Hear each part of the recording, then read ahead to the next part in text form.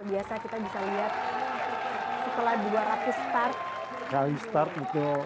baru akhirnya bisa sampai di podium tertinggi. Nah, ini adalah pemenang QR Code-nya GP Mania. Selamat buat Anda yang hari ini beruntung. Jangan lupa ya, kita akan 10 April 2022 dan setelah ini jangan lupa untuk menyaksikan sahur lebih segar. Third place for him.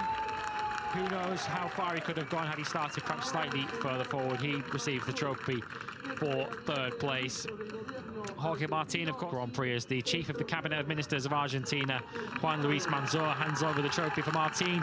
He opens his account for the 2022 season, his first points of the season and his first podium, of course, of 2022. The governor of the Santiago del Estero province, Gerardo Zamora, hands over a trophy that will certainly take pride of place in the Espargaro household, as Aleix Espargaro, the 284th time of asking in his career.